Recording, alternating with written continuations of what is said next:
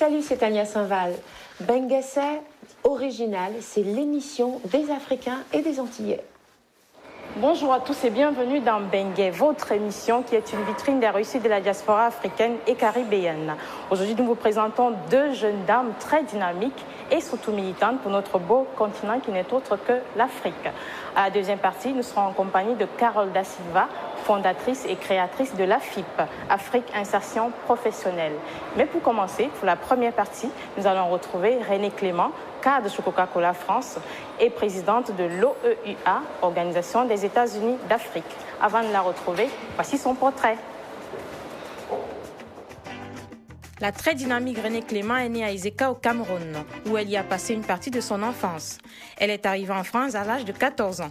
Née d'un père français et d'une mère camerounaise, Renée Clément est une métisse qui milite beaucoup pour le progrès de l'Afrique. Très dévouée à son travail, elle gère plusieurs casquettes. Chef de service consommation chez Coca-Cola France, chargée de la communication pour la DREAM, présidente de l'OEUA, beaucoup de travail pour cette trentenaire. Très déterminée, Renée Clément veut aller le plus loin possible pour valoriser le continent africain. Bonjour Renée Clément. Merci de nous recevoir dans vos locaux. Écoutez, c'est la moindre des choses. C'est moi qui devrais d'abord vous remercier de me donner l'opportunité de m'exprimer. C'est vrai que je n'ai pas tout le temps ces opportunités-là, donc d'abord, merci à vous. Bengue est là pour ça. Alors, vous êtes à la fois directrice, enfin responsable service consommation chez Coca-Cola. Tout à fait. Chargée de la communication à la DREAM. Tout à fait. Puis, vous venez d'être élue présidente de l'OEUA. C'est beaucoup de boulot, hein? Oui, c'est beaucoup de travail. C'est vrai que là, j'ai beaucoup de casquettes. Effectivement, je suis donc cadre chez Coca-Cola France, responsable donc des services consommateurs. Et c'est vrai que c'est une charge de travail assez importante, puisque ça touche à la réputation de l'entreprise. Ouais.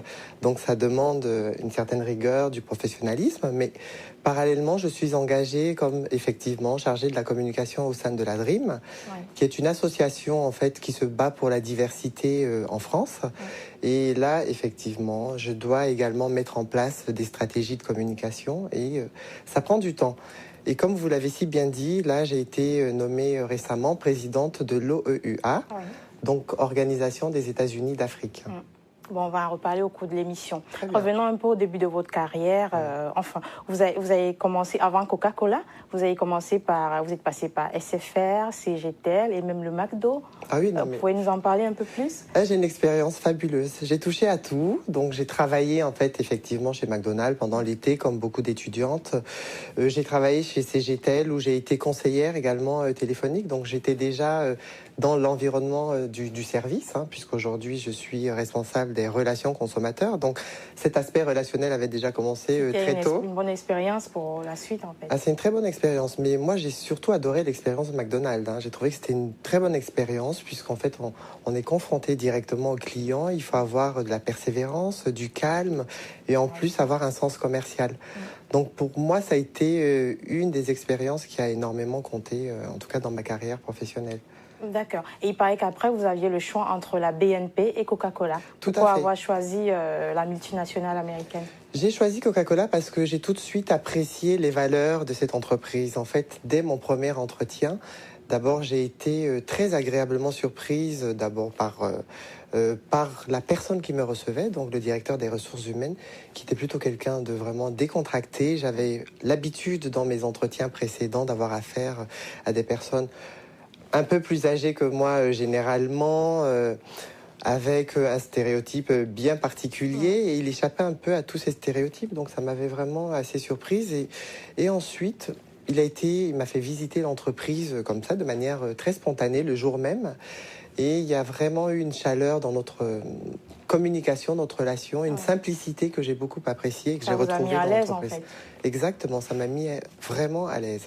Oui. Alors, vous êtes responsable service consommation chez Coca-Cola France. En quoi consiste exactement votre travail? En fait, je gère un service qui va prendre en compte tous les contacts de nos consommateurs. Et Coca-Cola, effectivement, c'est une marque qui est vieille et jeune en même temps et c'est une marque mythique.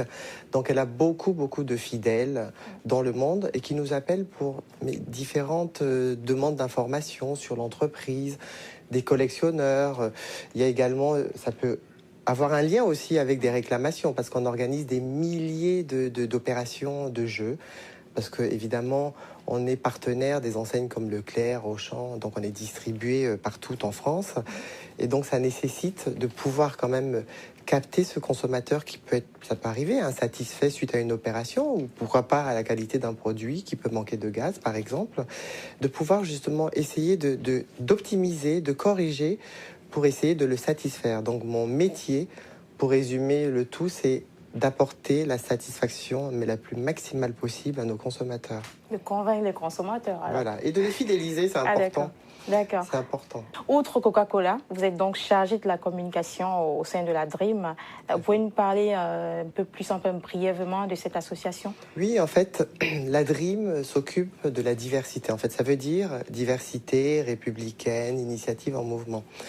L'idée, c'était de montrer un peu la diversité qui gagne. Parce que c'est vrai qu'aujourd'hui, malheureusement, dans les médias, de manière générale, on a tendance à montrer ou à conforter un certain stéréotype de la diversité qui a toujours des problèmes. C'est pas le cas. La diversité travaille, gagne. Enfin, j'aime pas beaucoup ce terme, mais bon, c'est le terme c'est le terme qui est le plus compris. Donc, on va utiliser celui-là. Ben justement, sans vous couper en parlant de ce terme, quand vous dites que vous l'aimez pas, il y a black, enfin, il y a black, il y a minorité visible, voilà, il y a ou invisible. tout ça là. Vous avez choisi diversité, enfin. On a choisi diversité parce que c'est vrai que c'est un terme aussi qui a mis son temps et qui est dans la conscience des gens. Donc, s'il fallait changer de mot du jour au lendemain, ça ne serait pas évident pour eux. Ils perdraient un peu leur repère.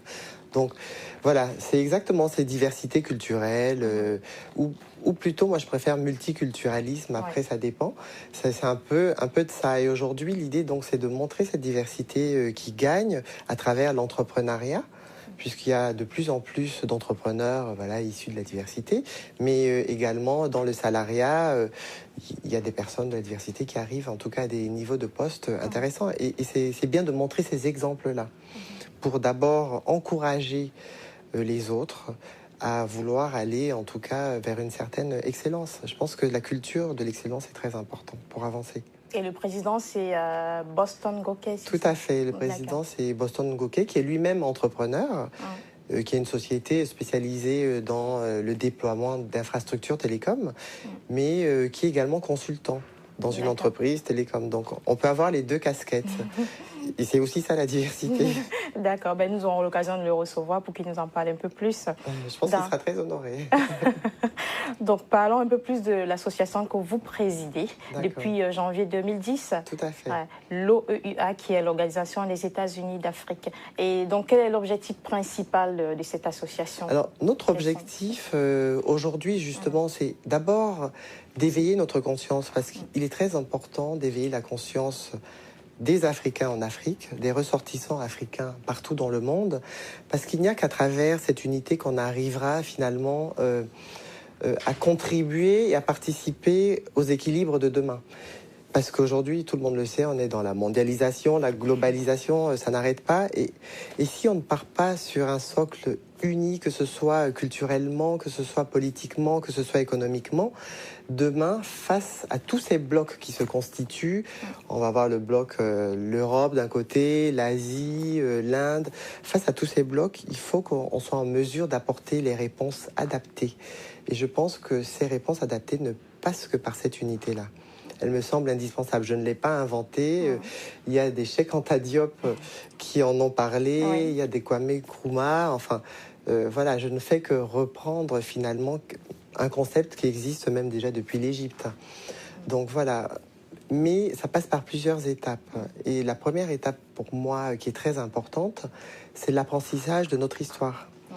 Parce qu'aujourd'hui, on se rend compte que, moi d'ailleurs, je fais partie, la diaspora, les Africains sur place, on ne connaît pas grand-chose de notre histoire. Et les outils ne sont pas mis en place quelquefois sur le continent pour mieux connaître cette histoire. On peut connaître très bien l'histoire de la France selon le protectorat ou le colonisateur, voilà. Mais notre propre culture, notre histoire avant la colonisation, elle existe. Il y a un temps zéro avant le temps 1. Donc aujourd'hui, notre intérêt, c'est de mieux connaître cette histoire pour mieux appréhender l'avenir. Pour moi, Ça me semble important. Et comment pensez-vous procéder pour apprendre l'histoire de l'Afrique aux Africains et ceux de la diaspora? C'est d'abord, de mener des actions pour les sensibiliser déjà sur la nécessité de connaître cette histoire. Parce que la dépendance culturelle ne nous emmènera pas très loin. On voit déjà quelques dégâts aujourd'hui. Donc, il est très important, finalement, voilà, de se réapproprier cette histoire-là. Alors, dernièrement, une des actions qu'on a mis en place, c'était un colloque. Oui, le 5 juin dernier. Voilà, tout à fait, qui s'appelait « Vers la décolonisation des esprits ». Donc, ça passait justement par l'apprentissage de sa culture. On ne peut pas être un arbre sans racines. Si on est un arbre sans racines, on n'existe pas. Et voilà, donc pour moi, il faut que ces racines soient fortifiées, parce qu'après, ça va donner un certain type de fruits. Ouais. Et aujourd'hui, voilà, notre objectif, donc c'est vraiment par étapes. C'est déjà de mieux connaître cette histoire. Ensuite, c'est la base finalement, le lien qui va tous nous unir. C'est déjà une meilleure connaissance de cette histoire. Ouais. Et après, pourquoi pas développer aussi l'apprentissage du Swahili, qui est une langue continentale. Parce qu'aujourd'hui, on s'exprime en français, en anglais, c'est très bien. Mais il existe également, c'est dans l'Union africaine, c'est pas moi qui l'ai inventé, le Swahili est déclaré comme la langue continentale. Et je pense que voilà, ça fait partie des choses qui nécessitent qu'on s'investisse et qu'on s'implique nous-mêmes en tant qu'individus. Et ensuite qu'on sensibilise nos États à vulgariser un peu notre histoire. Et à l'issue de ce colloque, vous avez été satisfaite? Vous pensez que le message est passé? Oui, le message est vraiment passé. J'étais très satisfaite parce que d'abord, tout le monde a répondu à l'appel. Et ça, c'était plutôt une satisfaction personnelle parce que je me suis dit, ça y est, ce réveil des consciences est en marche. Parce que tout le monde a répondu, tout le monde est venu, donc tout le monde s'y intéresse. Et donc ça rejoint un peu l'idée de Claude Dissière, je ne sais pas si vous connaissez, avec Génération Consciente. Tout à fait. Ça va dans la même ligne en fait. Nous sommes complémentaires. On n'a pas la science infuse, et d'ailleurs personne ne l'a. Et aujourd'hui, l'idée, voilà, c'est ensemble de travailler pour le bien de l'Afrique. Et c'est exactement cette idée-là. Et d'ailleurs, nous sommes ouvertes à toutes les suggestions, toutes les associations. On n'exclut personne, mais à condition de respecter un certain nombre de valeurs. Et voilà. Et ensuite, de travailler ensemble. On veut s'intéresser au développement soutenable en Afrique, à la promotion voilà, de notre culture, du patrimoine. C'est très important. Et également mettre en place, parce qu'il y a quand même une jeunesse qui est dynamique là-bas en Afrique, c'est de pouvoir échanger avec cette jeunesse et la motiver, lui donner des aspirations nouvelles pour qu'elle se dépasse et pour qu'elle contribue, c'est elle qui va forger l'Afrique de demain. Ok, René Clément, on va marquer une petite pause avec un clip de Ruth Cotton, une chanteuse camerounaise qui chante Africa. Africa, Africa, we must sayona. Africa, we must sayona. Africa, we must sayona. Africa, we must sayona. Hey, Africa, di maunde na ndenge, nyolanje Africa. Africa, di maunde na sese, bunyaka nyolanje. Oh, Ethiopia wone, mama wonde na jai, natake bunyate. Oh, Algeria pe, bila besima motendo bunyang malonga. Do Cameroun yasu, usango mutano lande kwendi mon amour. Esende di edi. Africa, Africa, we mana, we mana.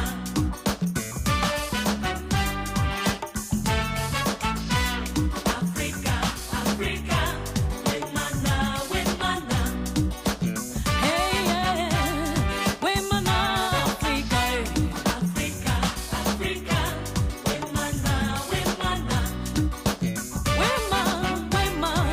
We ma, Africa, Africa, Africa,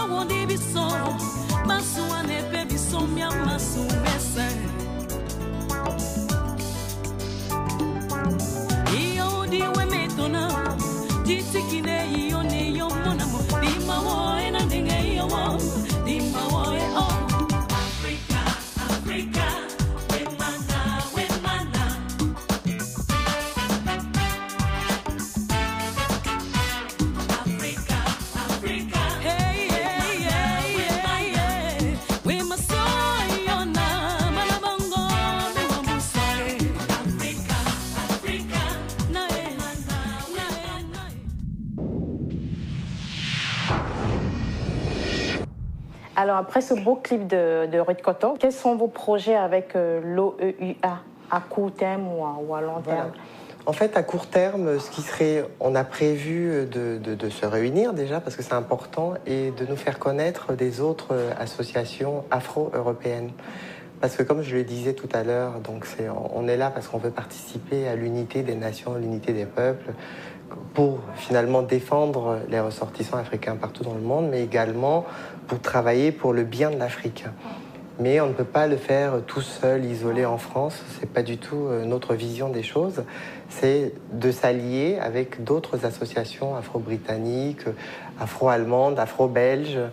Et donc, notre prochaine action sera au moins déjà de se réunir et ensemble, peut-être de penser à une campagne de communication liée à notre histoire, mais liée à notre image.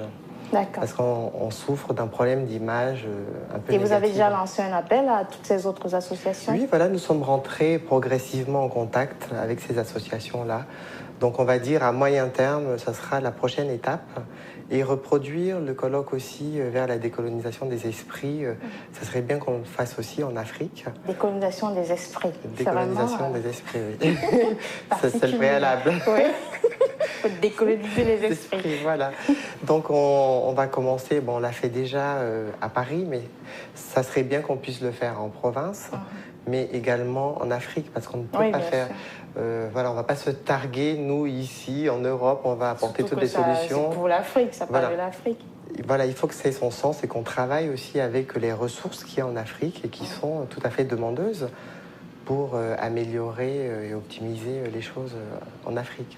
Parlant d'Afrique, vous êtes franco-camerounaise, oui, d'un père français et d'une mère camerounaise. Oui. Vous partez souvent en Afrique, notamment au Cameroun, votre pays. Oui. Je vais régulièrement, presque tous les 2 ans au Cameroun. Et c'est vrai que j'ai redécouvert, parce que j'ai quitté le Cameroun vers 13-14 ans, mais j'ai redécouvert la beauté et la richesse du Cameroun. C'est un pays magnifique. Mais il n'y a pas que le Cameroun. Moi, je vais au Sénégal, je vais en Côte d'Ivoire. Donc, je m'intéresse au Togo, au Bénin. Je m'intéresse énormément aux autres pays aussi africains, parce que je me considère même pas que camerounaise, mais voilà, africaine. Oui. Et française aussi. Et française aussi. C'est très important. Des nationalités. Alors, René Clément, responsable du service consommation chez Coca-Cola, chargée de la communication de la DREAM, présidente de l'OEUA. Comment vous faites pour gérer votre vie professionnelle et privée? Parce que ça demande beaucoup de travail. Oui, c'est vrai. Ça demande beaucoup de travail, mais je me sens l'énergie de le faire, en fait. Je suis très motivée et c'est vrai qu'il y a des périodes où je suis assez fatiguée et dans ce cas, moi j'ai une solution magique, je voyage. Donc je vais me ressourcer ailleurs, ça me fait énormément de bien. Mais je suis animée en tout cas d'une détermination, en tout cas qui vient vraiment au fond de moi, au fond de mes tripes. Et c'est ce qui m'aide à pouvoir avoir toutes ces casquettes-là. En tout cas, jusqu'à présent, j'arrive à m'en sortir, mais bon, je ne suis pas seule. Encore une fois, tout ça, c'est un travail collectif. D'équipe. Voilà, et au sein de l'OEA, il y a des jeunes qui sont brillants, qui sont dynamiques, et c'est plutôt eux qui m'entraînent avec leur enthousiasme, voilà, leur dynamisme, ils donnent envie de faire des choses. Et donc, ça me conforte dans l'idée que nos actions sont bien fondées. Alors, parlant toujours d'Afrique, événement planétaire pour notre beau continent. Première coupe du Monde qui va se jouer en Afrique, quel est votre sentiment? Alors ça, je suis ravie. Et là, je pense que je ne vais plus dormir du tout avec cette Coupe du Monde. Et je suis contente que ça se passe en Afrique du Sud, parce que d'abord, c'est un très beau pays et ça sera l'occasion de mettre le focus sur l'Afrique du Sud et de découvrir un peu les richesses voilà, de l'Afrique du Sud. Et j'espère qu'une équipe africaine, je suis persuadée, voilà, arrivera. Évidemment, ça sera l'équipe du Cameroun. Les Lions indomptables. Et ensuite, en deuxième position, ça sera l'équipe de France. Ah. La pronostic. En tout cas, bonne chance alors aux Lions indomptables. Oui, c'est sûr. Alors justement, en parlant de la Coupe du Monde, nous avons reçu un beau message de Francis Njoki. Francis Njoki, c'est un artiste camerounais qui vit à New York et qui a fait un duo avec une chanteuse japonaise. Ils vont présenter cette chanson. Enfin, cette chanson a été retenue pour le CD officiel de la Coupe du Monde. Et ils vont la présenter la veille du match Cameroun-Japon. Mais ça promet donc d'être félicitations à Francis Njoki. Bravo, c'est une belle initiative, c'est très bien. Alors pour l'Afrique, notamment le Cameroun ou les autres pays africains, puisque vous faites le tour, quelles sont les actions que vous pensez y mener? Alors, il faudrait déjà qu'on arrive, et on travaille là-dessus, à établir une véritable connexion, si je puis dire, avec les associations là-bas sur place. Et reproduire, parce que comme je le disais, vraiment l'enseignement, on ne doit pas faire l'économie de la connaissance. Donc c'est continuer à sensibiliser justement notre jeunesse pour mieux connaître son histoire. C'est également mettre en place un prix. On a envie de mettre en place un prix qui sera par an, peut-être aux alentours de 2 000 €, à un étudiant-chercheur en Afrique. Ah oui, c'est bien ça. Pour le moment, nous sommes en train de réfléchir dans quel domaine en particulier. C'est comme une bourse en fait. Exactement. Ouais. Pour les aider justement à continuer à faire des recherches. Ça peut être très bien en anthropologie, en histoire ou alors en énergie renouvelable. On verra dans quel domaine on va l'appliquer, mais l'idée c'est justement d'encourager la recherche, c'est très important. D'accord, et ce sera à partir de quand? Parce que je suis sûre que tous les jeunes qui regardent actuellement l'émission, ils vont chercher à vous appeler. Hein. Ah oui, non mais ils peuvent, hein. D'ailleurs ils peuvent nous contacter Oui. à association au singulier, OEUA, @gmail.com. Sinon, ils vont sur Facebook, ils connaissent tous Facebook, ils cherchent le groupe OEUA ou Organisation des États-Unis d'Afrique. D'accord. Mais on peut encore faire plus simple. S'ils ont la flemme de le faire, ils peuvent aller sur mon profil, donc René Clément, sur Facebook, et ils auront toutes les informations. Ben voilà, il y a tous les contacts. Donc appelez René Clément. Allez-y, venez, on va vous accueillir, mais à bras ouverts. Ah, waouh. Bon, René Clément, nous allons, comme la particularité de Mbengue l'exige, on termine toujours avec un message en langue maternelle. D'accord. Vous avez deux langues, on va dire, français et la deuxième, celle de votre mère. Alors, Yambassa. Yambassa. Yambassa. D'accord. Bon, alors, je connais un terme Yambassa. Surtout, ne vous moquez pas de l'accent. Hein. Pas de problème. Il faudra pas. Hein. Alors, c'est Annie Bessé. Est-ce que ça va, quoi, grosso modo? Annie Bessé. Oui, Annie Bessé. D'accord. Et ensuite, il y a... Alors, je suis née à Ezeka, donc chez les Bassa. D'accord. Bon, là, ça n'a rien à voir avec l'émission, mais je connais une phrase, Oui. Mimbepwe. Oh, et qui signifie? Je vais te taper. Oh là. Non, je crois qu'une belle phrase, une, parce que là, sinon, je vais partir en courant. Ou alors, Meyega. Voilà. Ah, ben... Qui veut dire voilà. bonjour. Bonjour, Voilà. qui veut dire bonjour.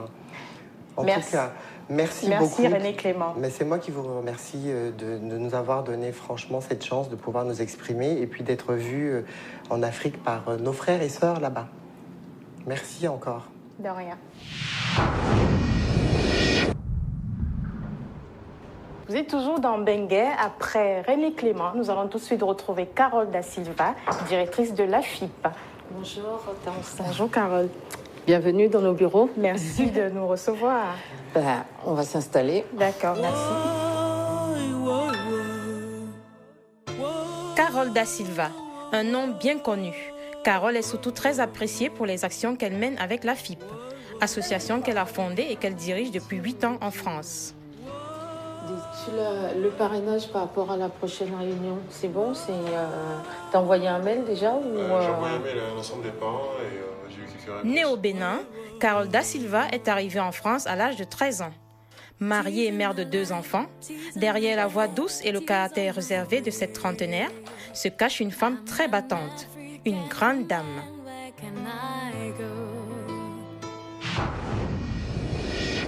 Bonjour Carole da Silva, Bonjour Hortense, bienvenue dans Bengué. merci de m'avoir invitée. Comment allez-vous? Je vais très bien.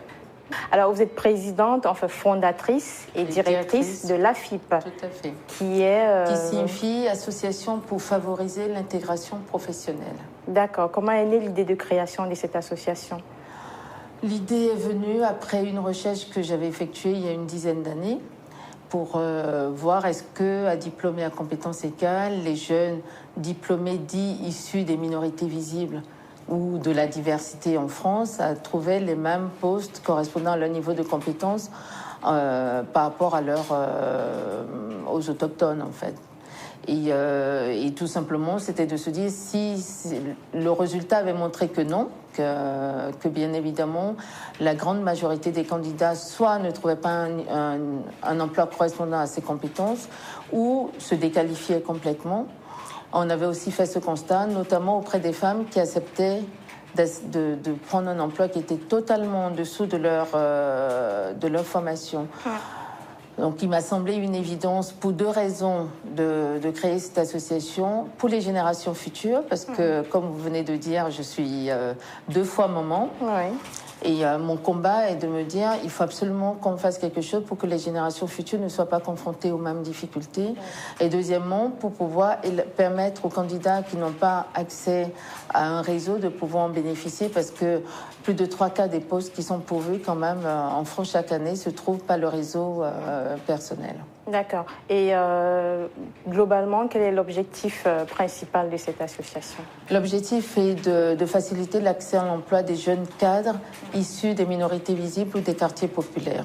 Que ce soit par l'emploi, que ce soit pas la création d'activités ou que ce soit pas l'orientation professionnelle. D'accord. Il y a un DVD que vous avez réalisé avec la FIP, c'est La barrière des préjugés. Tout à On va fait. regarder un petit extrait des sketchs qui ont été faits par les Afipiens, comme vous les appelez. Tout à On fait. va regarder un petit extrait de La barrière des préjugés. Et après, on reviendra sur ce qui se passe. Très bien. Sachant que tous ces courts-métrages relatent des histoires vécues par les candidats, donc ce ne sont pas des histoires inventées, mais c'est vraiment des histoires vraies. D'accord, ok. Et alors la deuxième nouvelle, ma chère Audrey, vous concerne directement. Je vous écoute. Je vous annonce officiellement que votre CDD sera renouvelé pour 6 mois. C'est également le temps nécessaire pour achever de former votre assistant, Julien, qui remplacera Daniel Martin dès que celui-ci sera prêt. Vous voyez que l'heure de nous quitter n'est pas arrivée. Si j'ai bonne mémoire, c'est le 4e CDD que... C'est un très bon signe, ma chère Audrey. L'essentiel, c'est que vous soyez encore parmi nous. Et puis c'est une raison de plus pour fêter ça le 29.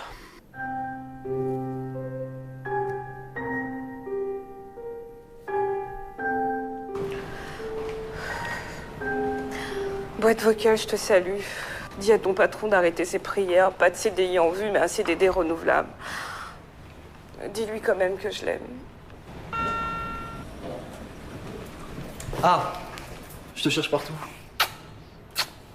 J'étais chez le boss.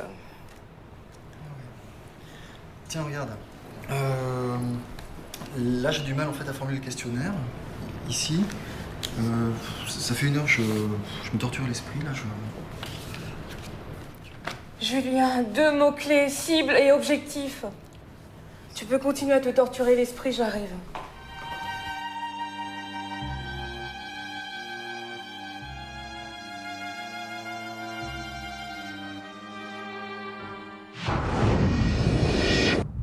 Donc, elle serait du DVD La barrière des préjugés. C'est vraiment révoltant quand on voit tout ça. Vous dites que ce sont des histoires vécues. Vous-même, vous avez vécu ces histoires-là, cette discrimination à l'embauche? Non, avec le recul, je dirais non. Mais je ne l'ai pas vécu dans l'accès à l'emploi, je pense l'avoir vécu dans le déroulement de carrière. Parce que en même temps, je suis de nature à ne pas m'attarder sur ce genre de considérations. Et donc, très, très sincèrement, dès que j'avais des freins, je passais à autre chose et je voyais toujours le verre à moitié plein au lieu de le voir à moitié vide. En revanche, dans le déroulement de la carrière, parce que j'ai commencé à travailler très tôt, oui, je l'ai rencontré. Mais il est difficile d'accepter qu'on a été victime de discrimination quand on est en train de vivre la discrimination, parce que c'est très, très violent. Est-ce que c'est pas le fait d'avoir vécu cette discrimination qui vous a donné un peu plus de l'envie de combattre, je sais pas? À l'époque, je l'appelais même pas forcément discrimination. En fait, moi, j'appelais ça inégalité, injustice. Mais j'estimais que la personne qui, moi, à l'époque, ne m'avait pas embauchée avait perdu quelque chose et que c'était pas moi qui avais perdu, mais que c'était la personne qui avait perdu au change. Donc, moi, j'étais pas gênée par rapport à ça. Mais mon objectif était vraiment de me dire, il est hors de question que les générations futures, en tout cas mes enfants ou les personnes du même âge ou de la même génération que mes enfants vivent ça, parce que tout le monde n'a pas la capacité d'avoir un caractère assez fort pour pouvoir faire face à ce genre de difficultés. Tout le monde n'a pas vocation non plus à être constamment dans l'adversité, donc il faut pouvoir en tout cas faciliter un peu les choses pour ceux qui vont venir derrière. D'accord. Alors justement, en parlant de discrimination, nous avons recueilli certaines impressions que nous allons regarder tous ensemble, et c'est le micro-trottoir. Alors, avez-vous déjà été victime de discrimination à l'embauche? Non, concrètement non. Concrètement non. Pour Qu'est-ce que vous en pensez? En tant que noir déjà, c'est sûr qu'on a notre vision par rapport à la chose. Mais c'est vrai que ce que j'en pense, je pense que c'est nettement ridicule parce qu'un pays a besoin de ses talents pour pouvoir avancer et quelle que soit la couleur de peau ou bien les origines ou les choses comme ça. Parce qu'avant tout, on reste des êtres humains capables de pouvoir penser, capables d'apporter des choses. J'ai déjà été embauché dans un fast-food. Malheureusement, après, c'est avéré que les managers, quelquefois, étaient un petit peu suspicieux et bizarres à l'encontre des Noirs et compagnie. Donc c'est vrai qu'il y a peut-être une sorte de discrimination dans certaines entreprises. Ouais. Ah, vous n'avez qu'un bac plus 4, il fallait avoir un bac plus 5. Mais vous parlez que 4 langues, il vous en faut 5. Ah, vous parlez arabe, mais c'est le chinois qu'il nous faut. Donc, vraiment, je pense que quand il n'y aura plus lieu d'avoir ce genre d'arguments qui nous empêchent d'intégrer un poste, je pense que là, j'aurais gagné. C'est vrai que la plupart, on était antillais, africains ou maghrébins. On a déjà essayé de revendiquer nos couleurs et tout, mais ça n'a jamais rien changé. Donc honnêtement, je ne sais pas vraiment ce qu'il faut faire. C'est vrai que la France a une grande richesse. La France est multiculturelle et elle devrait utiliser justement cette richesse qu'elle a pour pouvoir aller autre part, aller à un autre stade. Voilà. Je trouve que c'est un gâchis de compétences, parce que si on regarde les autres pays européens comme l'Angleterre, la Suède ou les autres, la France a encore beaucoup de choses à apprendre et beaucoup de choses à faire. Et je trouve ça dommage, puisque c'est un pays riche, un pays aimé de tous les autres pays du monde, puisqu'en Afrique du Sud, lorsqu'on dit je viens de France, ils sont là, ils sont admiratifs, quoi. Mais lorsqu'on arrive concrètement en France, on se dit que c'est dommage. Faire comprendre que voilà, on n'est pas n'importe qui non plus. Et, ça sert à rien de nous traiter un petit peu comme des moins que rien quelquefois. Et voilà. Ils ne voient pas en moi un ingénieur, une personne peut-être capable de diriger, de manager des personnes. En moi, ils ne voient pas ça. Et c'est dommage. Parce que ça sert à rien d'utiliser les armes. Moi, perso, je pense que les armes, c'est bon pour ceux qui disent qu'ils vont faire des choses, mais en fait, qui les font pas. Autant agir avec des mots, c'est beaucoup plus intéressant. Et il faut essayer de toucher la personne de l'intérieur. Alors, vos impressions après ce que vous venez de voir? Ça montre la réalité de ce que nous rencontrons au quotidien. C'est que, comme disait la jeune femme, la France est plein de talents, de richesses, de jeunes qui ne demandent qu'une chose, c'est de s'investir. Et que malheureusement, arrivé sur le marché de l'emploi, la couleur de la peau devient un handicap, les origines deviennent un handicap. Et finalement, on se base que sur ces a priori au lieu de regarder vraiment ce que chaque candidat peut apporter. D'ailleurs, ce que dit le jeune homme, c'est que une chose est de rentrer dans l'entreprise, une chose est d'y progresser, et que vous avez l'impression que le combat il ne s'arrête jamais. Donc c'est vrai que par rapport aux candidats, et c'est ce que disait aussi une autre, la jeune femme qui rappelait qu'on vous demande d'avoir 3 langues, vous en parlez 3, on vous demande que ça, du coup, ça suffit pas, on vous demande d'en parler 4, vous en parlez 4, ça suffit pas, donc ça s'arrête jamais. Et c'est une vraie violence, c'est une vraie souffrance pour les personnes qui le subissent au quotidien. Oui. Et il y a beaucoup qui désespèrent, qui abandonnent. Moi, parce que c'est pas facile vraiment.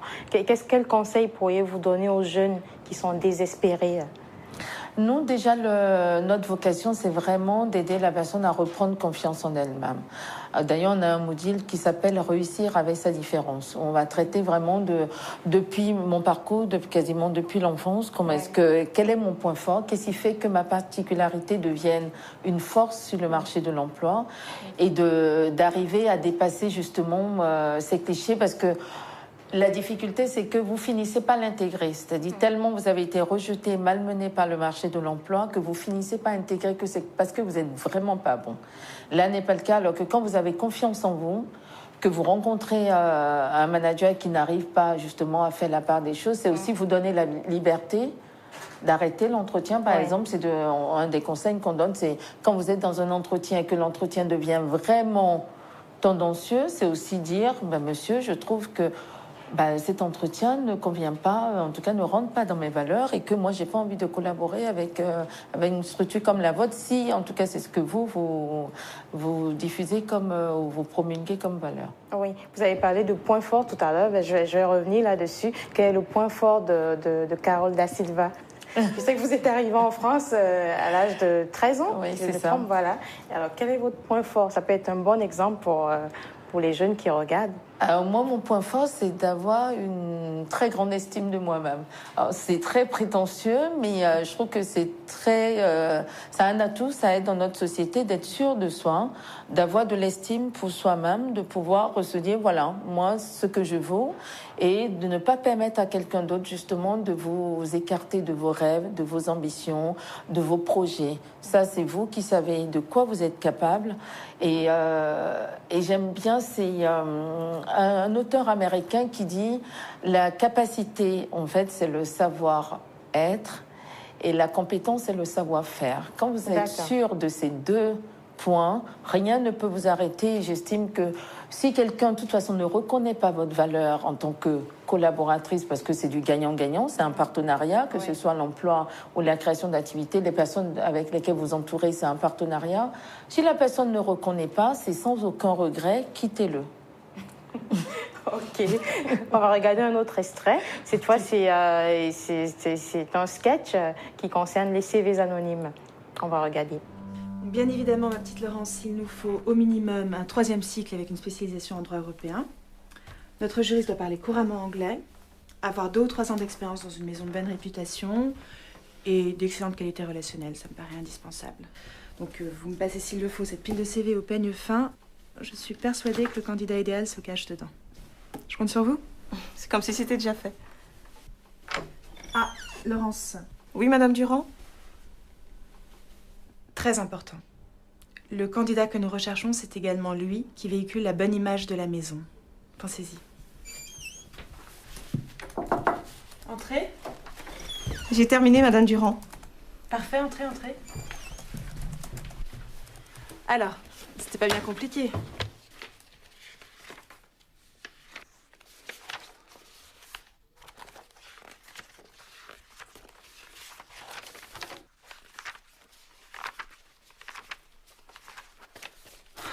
Alors, oui, non, oui, oui, oui, et non. Oui, non, oui, Oui. Non. Non. Non. Oui. Oui. Non. Oui. Et non. Non. Non. Non. Et non.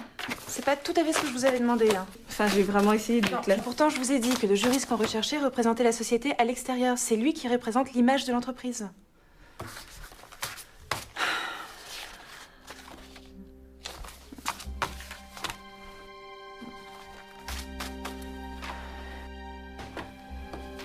Notre futur responsable des affaires européennes se cache dans cette pile, ma petite Laurence.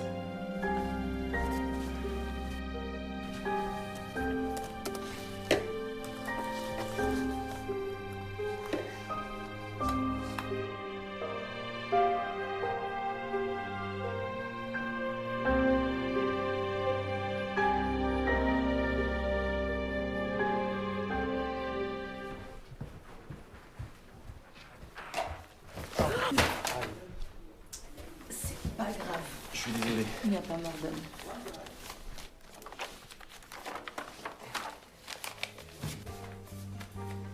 Je vous offre un café? Non, merci. On n'arrête pas de se croiser dans les couloirs, on s'est jamais présenté. Jérôme Marchal, chef de projet. Virginie Doundi, je travaille au service de la communication. Et vous êtes la stagiaire de Dominique?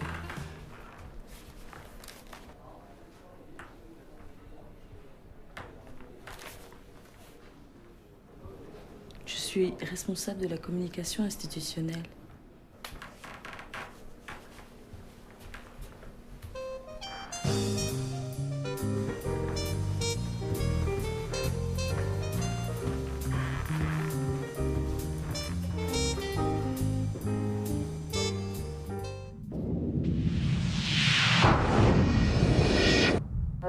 C'est génial, hein, cet extrait, j'adore. Que pensez-vous des CV anonymes? Alors, je pense que c'est un moyen parmi d'autres, certainement, de sauter une première étape qui est d'arriver à l'entretien. Mais le fait est que, de toute façon, quand vous arrivez en entretien, si la personne n'a pas fait un travail sur elle-même et n'a pas regardé d'abord vos compétences, ne vous prendra pas. Et dans cet extrait, ce qui est d'autant plus marquant, c'est que la responsable, qui a une assistante qui est quand même d'origine antillaise, africaine, et qui ne fait pas.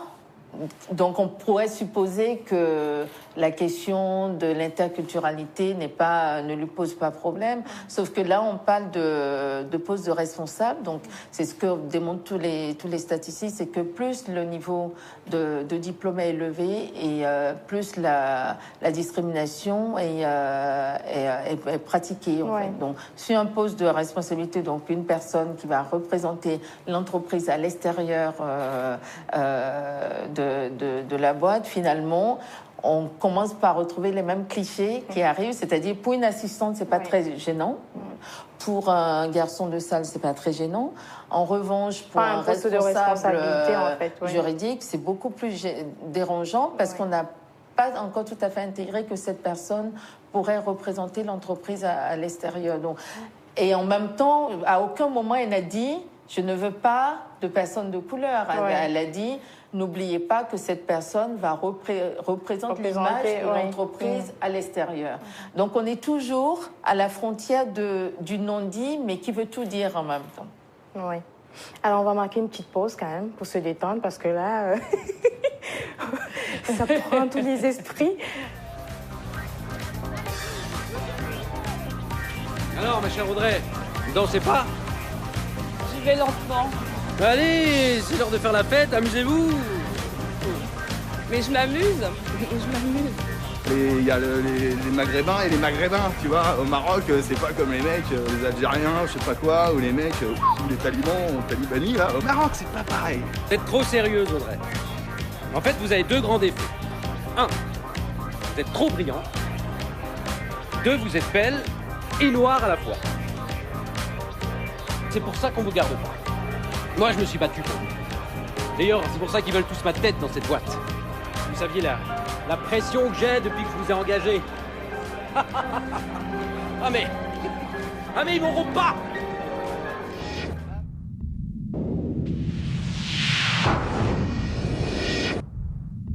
Alors, Carole Da Silva, depuis la création de la FIP en 2002. Oui. Oui, donc il y a 8 ans maintenant. Oui, tout à fait. Est-ce qu'on peut avoir des chiffres, le pourcentage exact des jeunes que vous avez intégrés dans les entreprises? Alors, chaque année, on accueille entre 2000 et 2300 candidats. Donc, en 2009, on a accueilli 2300 candidats. On a un taux de placement de 39%. Sur ces 2300, on a 66% de jeunes femmes pour 34% de garçons. Plus de femmes que d'hommes. Plus de femmes que d'hommes. Je pense aussi parce qu'elles sont plus persévérantes et moins fatalistes, en fait. Et sur ces 39%, on a 11% de CDI donc, et 18% de CDD. Donc CDD de plus de 6 mois. En dessous, on ne comptabilise pas parce que c'est des personnes qui restent toujours dans le vivier, en fait, et qui sont toujours en quête d'un emploi, puisque l'objectif, c'est qu'ils puissent avoir un emploi stable. Ouais, bien sûr. Donc on le comptabilise pas, sachant que plus de 90% ont un niveau supérieur ou égal à un bac plus 4.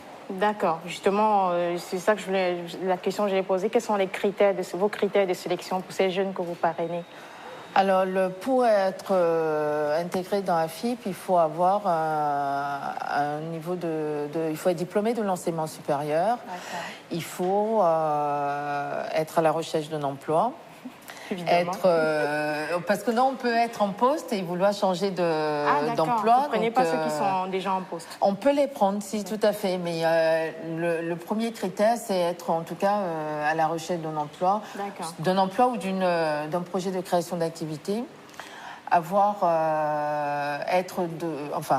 Être de nationalité française ou en tout cas avoir l'autorisation de travailler sur le territoire national. C'est-à-dire, et si on a un titre de séjour, on n'est pas français, on a un titre de séjour étudiant ou... Si votre titre de séjour vous autorise à travailler, oui. S'il ne vous autorise pas, nous, on ne fait pas l'accompagnement. Ce qu'on fait, on peut faire un premier entretien. On va vous donner le cadre général et vous donner vraiment la stratégie que vous devez adopter. Mais après, on ne va pas faire le suivi comme on va faire pour un autre candidat qui a la possibilité qui est opérationnel tout de suite. D'accord. Bon, pour tous ceux qui sont intéressés par la FIP, comment est-ce qu'ils peuvent vous contacter? Alors, ils peuvent aller sur notre site qui est www.afip-asso.org. Et ils ont toutes les coordonnées dessus. On est situé à la Tour Essor, à la Potte de Pantin. Et on peut avoir quelques exemples d'entreprises où les jeunes sont placés par la FIP. Tout à fait. On a chez L'Oréal, on a chez Arriva, on a chez Schneider Electric, on a chez HSBC, Société Générale, BNP Paribas. La liste est longue. Donc, et on peut continuer. Je suis sûre que vous aurez beaucoup d'appels. Hein. Vous aurez vraiment beaucoup d'appels là. Alors là, attendez-vous. Mais par contre, que les gens ne nous appellent pas s'ils ne sont pas motivés. Parce que ce n'est pas la cour aux pleurs, ce n'est pas de l'assistanat, ça j'y tiens beaucoup. Parce que si les personnes ne sont pas motivées, moi je me donne le droit d'arrêter le suivi. Si j'estime que la personne ne respecte pas les principes de l'association, ne sont pas régulières aux ateliers, parce qu'on leur demande vraiment un investissement. Hein. D'ailleurs, on fait signer au départ un contrat d'accompagnement qui nous engage mutuellement. Et sur cette base-là, si nous, on a notre partie, c'est de pouvoir les mettre en relation directe avec des entreprises, leur proposer régulièrement des offres, les accompagner en termes de suivi individualisé, d'ateliers collectifs, de mise en réseau, pas un réseau de parrainage qui est composé que de cadres en entreprise dont une moitié sont des anciens diplômés d'HEC, donc sont des cadres de très haut niveau. On peut aussi avoir des cadres qui sont dans d'autres pays aussi. Donc on peut accompagner des personnes qui souhaitent faire leur insertion professionnelle plutôt en Afrique. Ça nous est déjà arrivé d'activer les réseaux qui sont sur place. Oui, c'est intéressant. Vous êtes aussi membre de la HALD. Tout à fait. Et vous avez aussi été chargé de missions politique de la ville à Mantes-la-Jolie et à Neuilly-Plaisance. D'accord. Bientôt ministre, alors peut-être. Chaque chose en son temps. Non, une chose est sûre, c'est que, en tout cas, l'envie, la passion d'aider les candidats à trouver un emploi correspondant à leurs compétences et en tout cas de tout faire pour que le mieux vivre ensemble devienne une réalité pour tous et que le principe d'égalité ne soit pas juste une utopie, mais que ce soit une réalité. On est toujours motivé par rapport à ça. D'accord. Alors, et en Afrique, vous êtes d'origine béninoise. En Afrique, est-ce que la FIP est représentée au Bénin ou dans d'autres pays d'Afrique? Non, parce qu'en fait, au départ du projet, moi vivant en France, l'idée c'était de voir ce que je pouvais déjà faire en France. On a eu des demandes dans ce sens-là. C'est une réflexion qui est en cours, mais pour l'instant, on n'a pas d'antenne. Et d'ailleurs, sur le site internet, plus de 30% des candidats qui nous sollicitent, on a remarqué, étaient sur le continent. On a eu des demandes qui nous demandaient si on pouvait installer une antenne sur place. Ouais. Ça va se faire. Il faut aussi des collaborations et des partenariats qui soient sûrs parce que chaque pays a ses contraintes et a ses réalités que je ne maîtrise pas forcément. Donc pareil, ça peut être un appel d'être tout à fait ouvert pour mettre en place. C'est un pourparler. D'accord. Alors, parlant d'Afrique, comme la tradition de Mbengue l'exige, nous on conclut toujours en beauté, en langue maternelle. Très bien. La vôtre, c'est le fond du Bénin. Du Bénin. D'accord. Donc, un message à tous les téléspectateurs qui nous regardent actuellement. Alors, on va dire bonjour. Bonjour en fond, ça veut dire Afongandia. Afongandia. Voilà.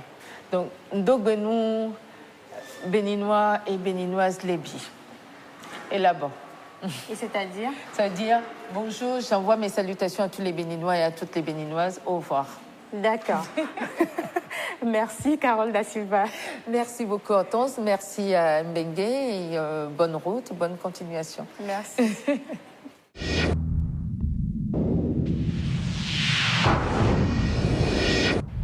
Merci de nous avoir suivis. Pour nous écrire, c'est le même courriel, mbengue8p@yahoo.fr. Au plaisir de vous retrouver pour la prochaine édition. D'ici là, portez-vous bien.